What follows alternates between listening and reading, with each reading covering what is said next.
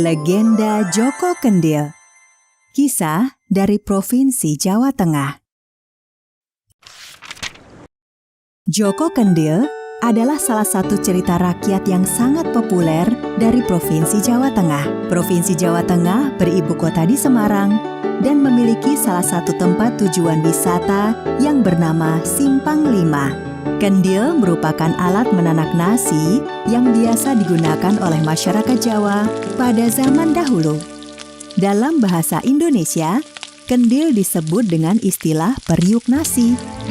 Nah, apa hubungan periuk nasi dengan cerita Joko Kendil? Mari kita simak dalam cerita berikut ini. Kamu siapa, Nak? Mbok, aku lapar sekali. Bolehkah aku meminta makan? Si mbok tua yang merasa kasihan memberinya makan, meskipun hanya punya sedikit makanan yang seadanya. Nak, siapa namamu? Dan dari mana asalmu? Aku tidak tahu namaku ini siapa, Mbok. Tetapi orang-orang memanggilku Joko Kendil. Mungkin karena aku menyerupai kendil.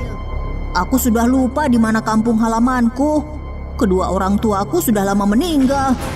Sejak itu, aku berjalan ke sana kemari dan hidup dari belas kasihan orang lain. Terima kasih banyak, Mbok, untuk makanannya. Sudah 2 hari ini tidak ada yang memberiku makan. Orang-orang mengusirku karena aku meminta makan kepada mereka. Mbok, aku pamit dulu. Aku akan melanjutkan perjalanan. Nah, jika kau mau, kau bisa tinggal di sini bersama Simbo.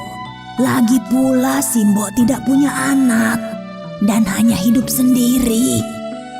Anak kecil yang dipanggil Joko Kendil itu ternyata sangat rajin membantu Simbo. Setiap hari Joko Kendil bersama Simbo angkatnya bercocok tanam. Joko Kendil juga sering mencarikan kayu bakar untuk Simboknya. Tidak jarang Joko Kendil menerima cemoohan dari anak-anak kampung lainnya. Namun Joko Kendil tidak menghiraukannya. Waktu pun berlalu. Joko Kendil sudah menapaki usia remaja. Di sela-sela waktunya ketika tidak membantu Simbok, Joko Kendil berburu hewan di hutan. Bukan hanya berburu, Joko Kendil ternyata pandai membuat dan menerbangkan layang-layang. Joko Kendil juga membuat banyak layang-layang dan diberikan kepada anak-anak. Hingga suatu hari, ketika beranjak dewasa, Joko Kendil menyampaikan sesuatu kepada Simboknya. Mbok, sekarang aku kan sudah dewasa. Aku sudah ingin menikah, Mbok. Apa kamu sudah punya calon? Nanti biar Simbo lamarkan. Aku hanya mau menikah dengan putri raja. Tolong lamarkan salah satu putri raja itu, Mbok. Joko, apa kamu tidak punya calon lain? Putri raja pasti hanya mau menikah dengan pangeran. Tidak ada, Mbok. Pokoknya, aku hanya mau menikah dengan putri raja. Simbok pun terpaksa menuruti kemauan Joko Kendil. Keesokan harinya, mereka pergi ke istana menghadap raja. Meskipun raja, tetapi aku ini memberikan kebebasan kepada putri-putriku untuk menentukan calon suaminya. Biarlah putriku yang menentukan lamaran Joko Kendil diterima atau tidak. Raja memiliki 3 orang putri. Putri pertama bernama Putri Kantil. Putri kedua bernama Putri Mawar. Dan putri ketiga bernama Putri Melati. Raja memanggil ketiga putrinya serta menyampaikan tujuan dari kedatangan Simbok tua dan Joko Kendil. Nah, putri-putriku, sekarang keputusannya ada di tangan kalian. Ayah, aku tidak sudi punya suami miskin dan bentuknya aneh seperti itu. Aku hanya mau menikah dengan pangeran kaya raya dan tampan. Aku bersedia menikah dengan Joko Kendil. Aku menerima lamarannya dengan sepenuh hati. Ayah, tolong restui kami. Dan semuanya terkejut dengan apa yang disampaikan oleh Putri Melati. Meskipun berat hati, Raja mengizinkan Putri Melati menikah dengan Joko Kendil. Sebagai seorang pemimpin, tentunya tidak elok jika mengingkari ucapannya sendiri. Setelah Joko Kendil menikah dengan Putri Melati, Simbok memutuskan kembali hidup di desanya. Meskipun Joko Kendil dan Putri Melati sudah berkali-kali memujuknya agar mau tinggal di istana, Simbok tetap memilih hidup di desanya yang tenang. Sedangkan di istana, setiap hari Putri Kantil dan Putri Mawar tidak bosan-bosannya mengejek Joko Kendil. Lihat, dia itu lebih pantas jadi tempat makan hewan, bukan malah menikah dengan putri kerajaan. Entah apa yang dipikirkan Melati, kok mau-maunya menikah dengan laki-laki miskin. Jelek pula. Sedangkan Joko Kendil dan Putri Melati hanya menerima cemoohan itu dengan tabah. Suatu hari, Raja mengadakan perlombaan berkuda dan memanah. Perlombaan tersebut diikuti para pangeran dari berbagai kadipaten.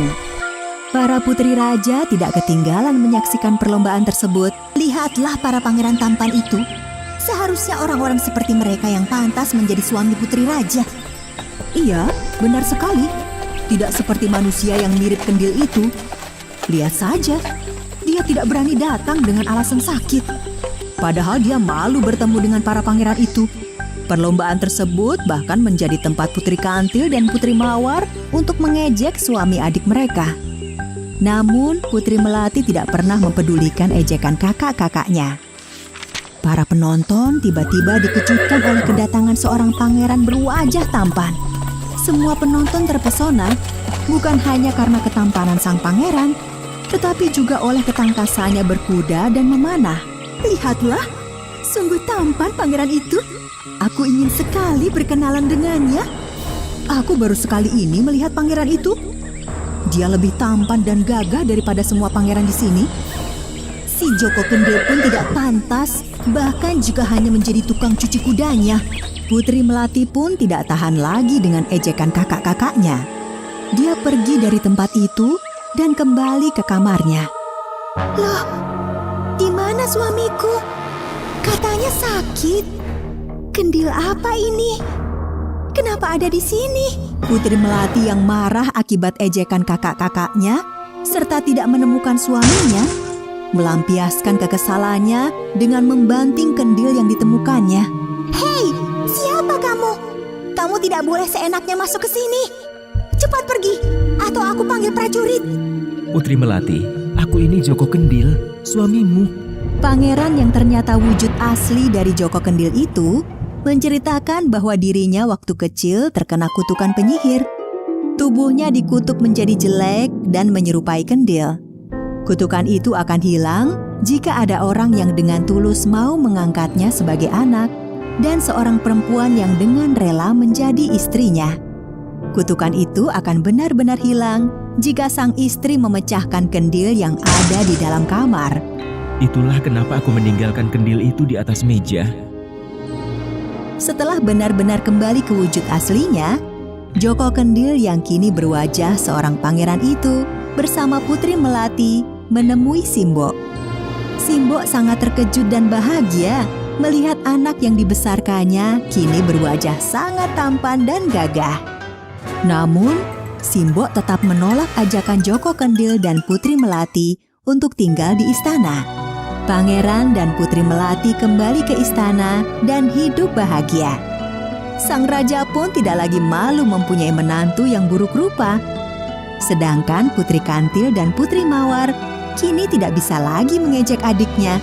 Mereka malah merasa iri melihat ketampanan suami adiknya.